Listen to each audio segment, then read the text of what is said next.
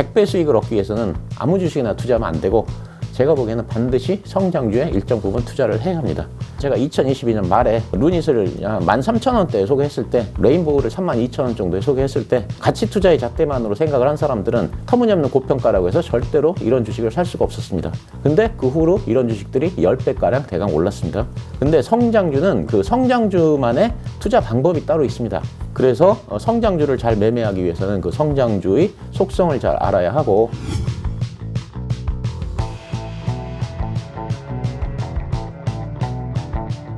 특별한 경제 강의 머니 특강, 안녕하십니까. 주식 초등학교 여러분, 저는 오늘 특강을 맡은 그 천백만입니다. 만나서 반갑습니다. 저는 그 요즘 주식 투자를 하는 데 있어서 그 패러다임이 변하는 시기라고 생각합니다. 그 주식 시장의 역사를 보면은요, 1980년대부터 거슬러 올라가서 보면은 그때는 이게 그 업종별로 주가가 움직였습니다. 그러니까 그 증권주가 오르면 증권주가 동시에 오르고, 건설주가 뭐 떨어지면 건설주가 동시에 떨어지는 이런 식이었습니다. 그래서 이 기업의 본질 가치보다는 그 루머나 재료에 따라서 움직이는 그런 시장이었습니다. 그래서 그 당시 그 주식 투자자들은 그 주식은 섹터별로 움직이는 것이지, 그 기업별로, 기업 가치별로 움직이는 것이 아니다, 이제 이런 생각을 가지고 있었는데요. 그래서 회사의 본질 가치 이런 건 중요하지 않았고, 오로지 같은 업종이면 그 같은 주식으로 보던 그런 시기였습니다.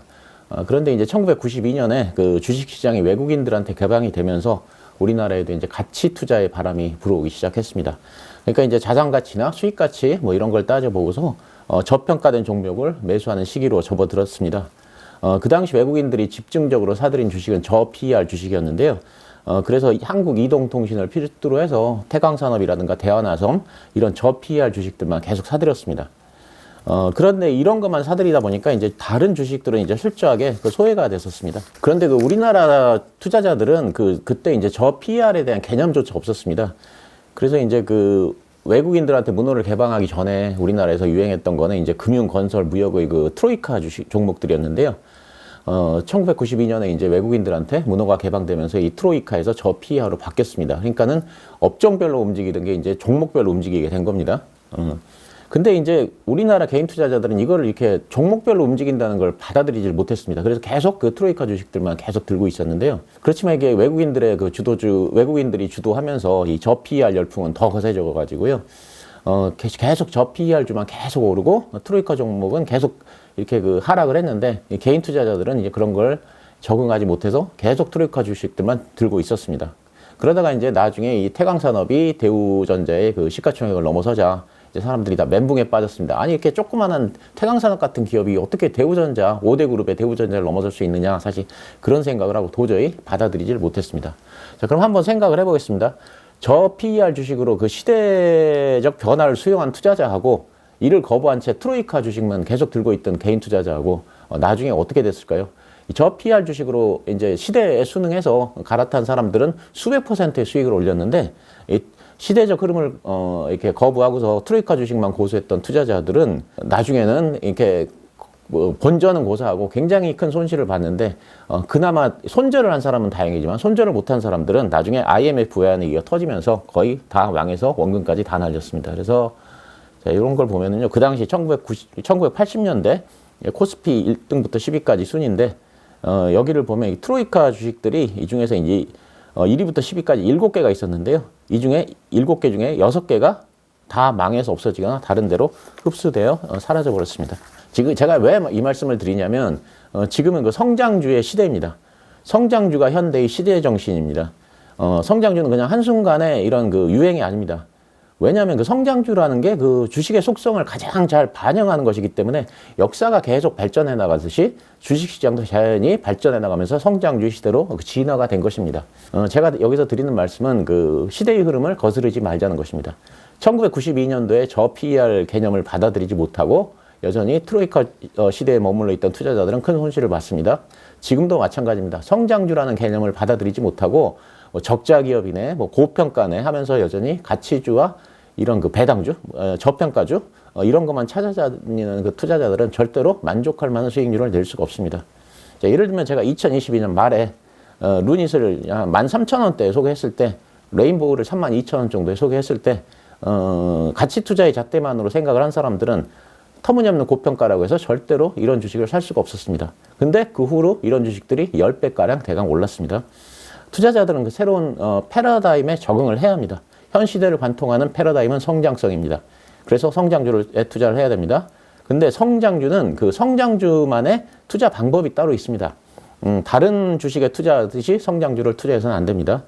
그래서 성장주를 잘 매매하기 위해서는 그 성장주의 속성을 잘 알아야 하고 성장주만의 매매법을 알아야 합니다. 그래서 제가 새로 쓴 책 성장주 패러다임에서는 이런 성장주의 속성과 매매에 대해서 제가 아는 바를 나름대로 최대한 상세하게 설명하려고 노력을 했습니다. 그러니까 이제 이게 지금 100배 수익이라고 하면 이제 좀 약간 오해가 있는데 보통 한 종목에서 100배 수익을 낸다고 생각하시는 분들이 많은데요. 제가 100배 수익이라고 하는 건 약간 의미가 좀 다릅니다. 이렇게 제가 이제 방송을 할 때 제가 염두에 두시는 분들이 이제 주로 30대 중반 정도의 분들입니다. 뭐 내 집 마련이다, 자녀 교육이다 해서 하루하루 그렇게 만만치 않은 삶을 살아가는데 이런 젊은 분들이 먼 훗날을 위해서 이렇게 막 노후를 위해서 지금부터 막 저금하고 뭐 적금 들고 이렇게 불려나가기가 쉽지가 않습니다. 그래서 이렇게 노후 준비를 차일피일 미루게 되는데 근데 이게 제가 살아보니까 세월은 굉장히 빠르게 가고요. 그래서 어느 바쁘게 살다 보면 어느덧 50대 중반이 될 거고요. 그때 가서 생각해보면 아유 이게 노후 준비가 안 됐네. 이렇게 생각을 하기가 쉽다고 생각합니다. 그래서 이제 성장주 패러다임이라는 책도 이제 제가 30대 중반 분을 염두에 두고 썼는데요. 30대 중반 분들이라고 하면 아마도 1,000만 원 정도는 그래도 투자금으로 마련할 수 있겠다. 큰 부담 없이. 이렇게 제가 가정을 하고 책을 썼고요. 그래서 그 50대 중반에 은퇴를 하게 되면 무슨 이제 그 연금이라든가 이런 거 빼고 국민연금 이런 거 빼고서 최소한 10억 정도가 있으면 되겠다 이런 생각을 했습니다. 그래서 제가 30대 중반에 1,000만 원을 가지고 투자를 해서 50대 중반에 이걸 가지고 은퇴자금 10억 원을 만드는 걸 목표로 했습니다. 그래서 이제 100배 수익인데요. 이제 근데 여기 보면은 제가 100배 수익을 올리려고 그러면서 20년 만에 올리려고 그러면 이제 26% 수익을 올려야 됩니다. 매년. 이게 이제 당연히 어려운 목표인데요. 이건 이제 두 가지 관점에서 봐주시면 될 것 같습니다. 첫째, 그 좋은 성과를 내기 위해서는 그 의도적으로 높은 목표를 잡아야 됩니다. 그 목표가 이제 100배 주식인데요. 그러니까 주식으로 100배를 만들겠다는 구체적 목표를 세우면 그 목표가 이렇게 마음속에 강력한 앵커로 작용을 해서 우리 사고방식과 행동에 영향을 미치게 됩니다. 자, 근데 어떤 사람들이 이런 얘기를 합니다. 아니, 그 목표가 너무 높으면 그거 일찍 포기하게 되기 때문에 오히려 안 되는 거 아니냐. 그래서 자기가 이룰 수 있는 목표, 쉬운 목표를 내세워서 차근차근 이뤄가는 게 더 좋은 거 아니냐. 이런 얘기를 하는데, 근데 이제 2002년도에 그 노벨 경제학상 그 수상한 그 유명하신 분이죠. 행동 경제학의 창시자인 데니얼 카너만하고 아모스 츠보스키가 이제 앵커링 효과에 의해서 이건 그렇지 않다. 사실 이런 걸 밝혀냈습니다. 높은 목표를 세우면 그 목표가 우리 사고방식과 행동의 앵커로 작용해서 긍정적인 영향을 미친다는 것은 이미 검증된 이론입니다. 자, 그러면 둘째로, 그럼에도 불구하고 이렇게 100배 수익을 얻기 위해서는 아무 주식이나 투자하면 안 되고, 제가 보기에는 반드시 성장주에 일정 부분 투자를 해야 합니다. 그 주식이라고 하는 게 이게 그 가치를 반영하는 건데, 현재 가치는 비교적 명확하게 계산이 가능합니다. 예를 들면 어떤 회사의 자산이 얼마나 있는지, 연말에 배당을 얼마나 주는지, 뭐 PER이 몇 배인지, 이런 것들은 이미 누구나 다 알고 있는 거고, 그래서 투자자들 사이에 이견이 별로 많지 않습니다. 그래서 그 현재 가치는 주가에 반영되기가 쉽고요. 그렇기 때문에 예를 들면 가치주라든가 뭐 배당주 이런 것들은 초과 수익을 주기가 어렵습니다. 왜냐하면 현재 가치를 대부분 반영하기 때문에 이미 현재 가치는 계산하기가 쉽고 해서 모든 게 거의 다 반영이 쉽습니다. 이런 주식들은 되게 어떻게 움직이냐면 그 지수가 오르면 같이 오르고 지수가 떨어지면 같이 떨어집니다. 그래서 자기가 보유하고 있는 이런 주식이 예를 들면 한 20% 올랐다. 그래서 20% 수익이 났으니까 팔고 딴 데로 가야겠다. 그러면 이미 다른 것도 한 20% 올라 있습니다.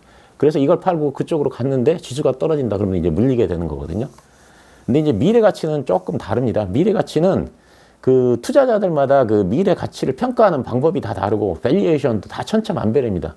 그렇기 때문에 자기가 열심히 공부해서 미래의 성장성이 큰 주식을 미리 찾아내서 투자를 했는데 실제로 자기가 공부한 대로 그 주식이 그대로 움직인다. 공부를 열심히 해서 잘 찾아내서 그렇게 되면은 이제 이런 주식은 커다란 초과 수익을 줄 거거든요. 그러니까 2023년에 크게 상승했던 뭐 에코프로 BM이라든가 뭐 루닛, 레인보우 로보틱스 이런 주식들이 다 여기에 해당이 된다고 합니다.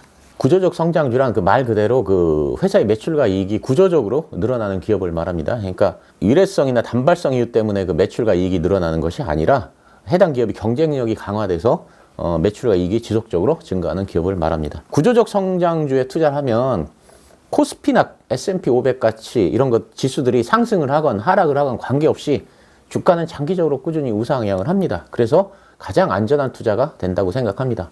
사람들은 예를 들면 뭐 우량주라든가 배당주 뭐 이런 것들이 가장 안전한 투자라고 생각들을 많이 하는데 그렇지 않습니다. 제가 보기에는 구조적 성장주가 가장 안전한 투자 방법입니다.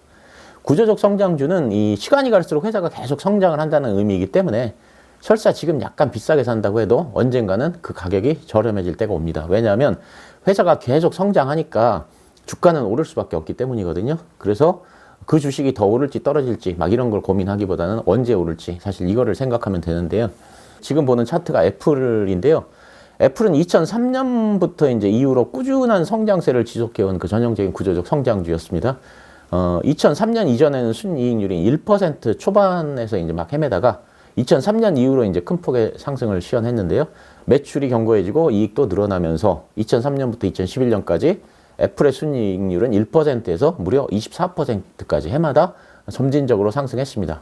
이 기간의 그 연평균 증가율은 매출 증가율은 39%였고요. 영업이익도 연평균 114%씩 급증을 했습니다. 그러면 이제 누군가가 이 주식이 구조적 성장주라고 생각해서 투자를 했는데 일지점에서 샀다고 하면요. 여기 보시는 일지점. 그럼 단기적으로는 이제 고점에 사서 물린 거거든요. 그렇지만 시간이 지나면서 이제 이 주가가 계속 구조적 성장을 하면서 이 1지점을 뛰어넘어서 더 높은 가격을 유지합니다. 만약에 누군가 2지점이나 3지점에서 샀다고 해도 그 단기적으로 물린 거지만 역시 구조적 성장을 하니까 다시 주가가 회복을 하고 더 올라간다 이렇게 생각을 하고요. 이런 구조적 성장주들은 아무리 경제 여건이 안 좋아져도 그 주식이 오를 수밖에 없습니다.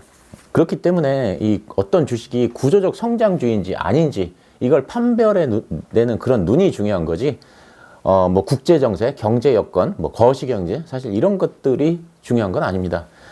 그런 관점에서 볼 때 이 투자자들은 구조적 성장주를 찾아내려는 노력을 해야지 지수가 이게 뭐 코스피 지수가 오를 것인지 내릴 것인지 이걸 알아내려고 한다든가 뭐 언제쯤 지수가 바닥을 칠 것인지 이런 것들 같이 거시를 예측하려고 하는 것은 제가 보기엔 불필요하다는 생각입니다. 그래서 찰리 먼거 버크셔 해서웨이 부회장께서는 유명한 말인데 미시경제는 우리가 아는 사업이고 거시경제는 우리가 받아들이는 변수들이라는 말을 하셨는데요. 이 말은 거시경제는 우리가 항상 파악을 하고 있어야 되지만 그것보다는 우리는 종목에 집중을 해야 된다. 저는 이런 의미로 받아들이고 있습니다. 아무리 거시경제가 안 좋아도 아이폰을 출시해서 큰 히트를 기록했던 애플의 주가가 안 오를 수는 없는 거거든요. 그렇게 생각을 합니다. 일단은 뭐 결론부터 말씀드리지만 당연히 이게 무조건 오르는 주식을 찾는 거는 사실상 불가능하고요. 이제 그럼에도 불구하고 이제 우리는 그렇게 구조적 성장주를 찾으려고 노력을 해야 되는데 이제 저는 저만의 또 나름대로 방법이 있는데 그 중에서 이제 제가 작년에 투자를 했던 종목들이 구조적 성장주라고 해서 이제 그러니까 재작년 말에 이제 제가 이런 것들이 구조적 성장주일 거다라고 제시를 했던 것들이 있습니다. 그래서 이제 재작년 말하고 작년 초까지 그래서 그 네 개를 갖다가 이제 제가 사례로 이제 들었는데요. 첫 번째로 이제 제가 성장주 찾는 방법은 그 책을 많이 읽어야 된다고 했고요. 이것을 통해서 제가 이제 루닛을 알게 됐다. 사실 이런 얘기를 드렸습니다. 그 책을 많이 읽어야 되는 것에 대해서는 사실 아무리 제가 보기엔 강조해도 지나치지 않다고 생각하는데요. 찰리 먼거 말씀을 잠깐 제가 좋아하시는 분이니까 드리면은 이분이 이제 격자틀 인식 모형이라는 거를 강조를 했습니다. 영어로 Lattice Work of Mental Models인데요. 머릿속에 이 격자틀을 만들어서 훌륭한 지혜가 담긴 그런 다양한 학문 분야의 핵심 원리를 배우고 학습해서 그 격자틀에 꼭꼭 채워 넣어야 된다 이런 거거든요. 그러니까 이제 격자틀 인식 모형을 구축하려면 다양한 분야에 여러 분야를 갖다 공부를 해서 지식을 습득해야 된다. 사실 이런 얘기입니다. 그래서 찰리 먼거가 그 격자틀 인식 모형의 중요성을 강조할 때 자주 하는 말이 있습니다. 망치를 든 사람에게는 그 모든 문제가 못으로 보인다는 말인데요. 이 말은 뭐 영국 속담이란 말도 있고 아니면 그 미국의 소설가인 그 마크 트웨인이 한 말이라는 그 설도 있습니다.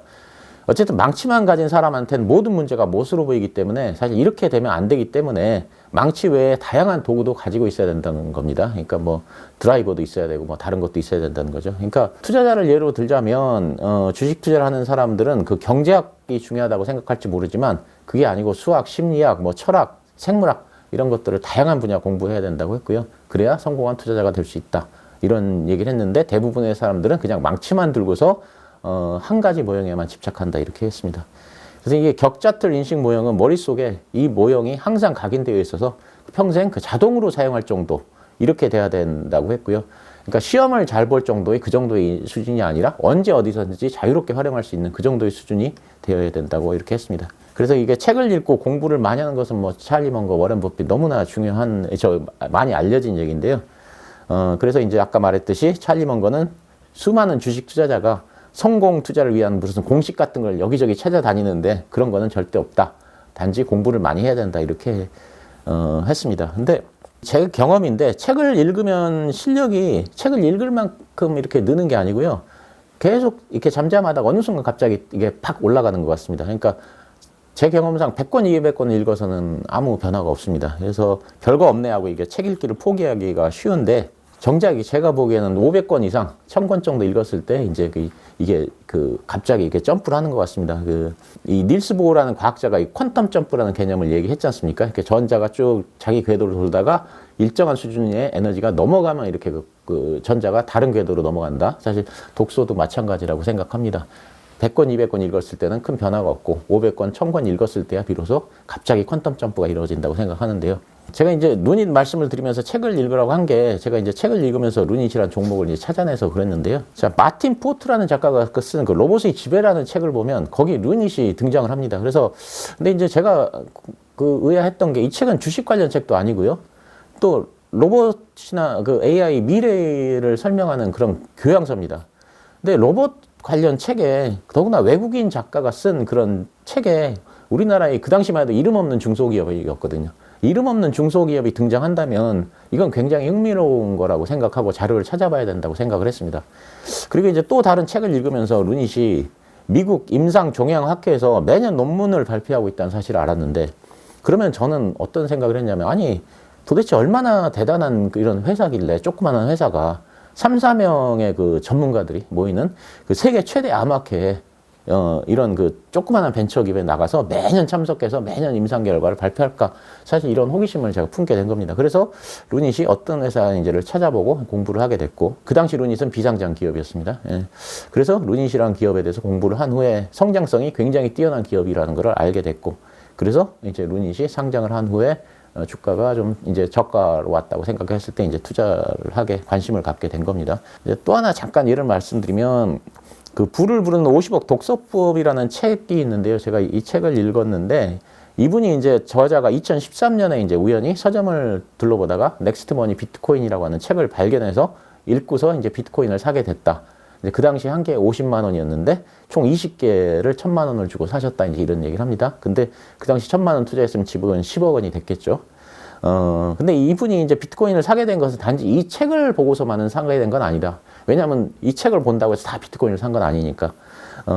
그러면서 이분이 뭐라고 했냐면, 자기가 책을 수천 권을 읽었는데, 실제로 비트코인을 구매하게 된 것은 이 한 권의 책을 읽어서가 아니고, 이러한 지식 기반이 그동안 수많은 책을 읽으면서 모든 지식이 유기적으로 결합되었기 때문에 이 책을 읽고서 비트코인의 폭발력을 금방 자기는 파악할 수 있었다. 사실 이런 말씀을 드렸습니다. 그래서 이런 식으로 책을 읽다 보면 여러 가지 정보를 접하게 되고요. 그 다음에 이런 기반 지식이 넓어집니다. 사실 그래서 종목을 발굴하는 데도 도움이 된다 생각을 하고요. 성장주를 발굴하는 두 번째 방법으로서 제가 이제 과거에서 배우라는 거를 꼽으면서 이제 지노믹트리하고 메지온을 언급을 했는데요. 메지온은 주식 투자자한테 너무나 유명한 종목입니다. 유데나필이라고 하는 희귀질환 치료제를 개발해서 FDA 임상 3상까지 도전을 했다가 아깝게 실패를 했습니다. 그 당시에 많은 사람들이 다 성공할 거로 생각을 했는데 아쉽게 실패를 했습니다. 그러면 이 주식 투자자라면 이 회사가 왜 임상에서 실패를 했는지를 간단하게나마 학습을 해놔야 됩니다. 왜 이게 임상에 실패했냐면 메지온의 유데나필은 P값이 0.05 이하여야 되는데 0.09가 나왔습니다. 그러니까 100명 중에서 95명한테 효과가 있어야 되는데 91명한테 효과가 있었던 겁니다. 그래서 아쉽게 임상을 통과하지 못했습니다. 근데 여기까지는 그러면 알아놓으면 되고요. 이렇게 평소에. 그러다가 이제 이 회사에 대해서 잊고 있었는데 2023년, 그러니까 작년 봄에 이 회사가 임상을 다시 한다는 거를 이제 기사를 보고 알게 됐습니다. 그러면서 FDA에서 P값이 0.1 이하면 임상을 통과시켜주겠다. 이런 문구가 신문기사에 있었습니다. 그러면 이제 저는 지난번 임상에서 P값이 0.09였다는 거를 학습을 통해서 이미 알고 있지 않습니까? 그러니까 이 기사를 보자마자 메지온 유대나필이 재임상을 통과할 가능성이 굉장히 크다. 사실 이렇게 알 수 있는 겁니다. 그러면 이제 이 회사에 대해 관심을 갖게 되고 다시 또 공부를 하게 되는 겁니다. 그래서 어떤 회사가 과거에 어떤 일이 있었는지에 대한 히스토리를 기억하고 있으면 앞으로 그 회사에 투자할 때나 또는 투자 결정을 할 때 도움을 많이 받을 수 있다는 점을 말씀드리고요. 그 다음에 이제 제가 지노믹 트리를 가지고 말씀을 드렸는데, 이 지노믹 트리 핵심 제품은 그 대장암 진단기기인데, 이 제품이 세계에서 두 번째로 개발이 됐습니다. 그런데 세계에서 첫 번째로 개발된 제품보다 가격은 더 싸고 성능은 더 좋습니다. 그러면 세계에서 두 번째로 제품을 개발하는 회사가 첫 번째로 제품을 개발하는 회사의 제품보다 성능이 뛰어나고 가격이 저렴하면 어떻게 될 것인가를 잘 보여준 사례가 과거에 있습니다. 그게 바로 메디톡스입니다. 보톡스는 미국의 엘러간이라는 회사에서 이제 세계 최초로 상업화에 성공했고, 이제 시장 개척을 열심히 했습니다. 그 이후에 이게 메디톡스가 세계에서 두 번째로 보톡스를 만들었는데, 보톡스의 제품이 엘러간 제품보다 성능이 더 뛰어나고 가격도 저렴했습니다. 그러면 어떤 주가 흐름을 보이냐면 지금 보시는 바와 같습니다. 2011년에 최저 13,000원대 하던 게 2018년에 71만 원까지 상승을 했거든요. 무려 54배가 상승을 했습니다. 매출과 이익이 늘어나면서 시장에서 인정해주는 PER이 높아졌고, 그래서 이런 큰 상승을 한 겁니다. 그러면 이 지노믹 트리도 미국의 이그젝 사이언스에 이어서 세계에서 두 번째로 대장암 진단 기기를 개발했는데, 첫 번째로 개발한 회사보다 성능은 좋고 가격은 쌉니다. 그러면 이런 식의 주가 변화를 보일 가능성이 있다는 걸 염두에 두고서 이제 공부를 해야 됩니다. 사실 이제 제가 그런 점을 말씀을 드리는 겁니다.